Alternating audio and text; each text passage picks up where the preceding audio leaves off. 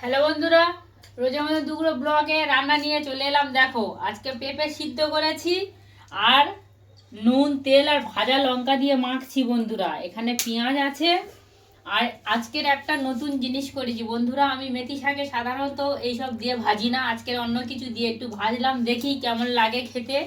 শাকটা আগে ভেজে তুলে নিয়েছি বন্ধুরা। আর ছোট আলু ডুঁয়ো ডুঁয়ো করে কেটে ভাবিয়ে নিয়েছি নুন দিয়ে। তারপরে তেলের মধ্যে বেশি করে রসুন, শুকনো লঙ্কা, কালো জিরে দিয়ে আলুটা অল্প হলুদ দিয়ে ভালো করে ভেজে নিয়েছি বন্ধুরা। নিয়ে তারপরে শাকটা দিয়ে মিলিয়েছি।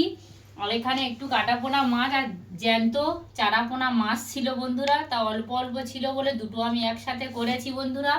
বেগুন দিয়ে ঝাল চচ্চড়ি করেছি, এটাও পেঁয়াজ আর বেশি করে চেরা কাঁচা লঙ্কা দিয়েছি আর টমেটো দিয়েছি আর অল্প সর্ষে পোস্ত বাটা দিয়েছি বন্ধুরা, দিয়ে এই মাছ চচ্চড়িটা করেছি।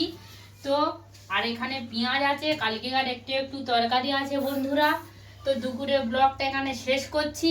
মাম্মাম খাচ্ছে, বন্ধুদেরকে হ্যালো করো।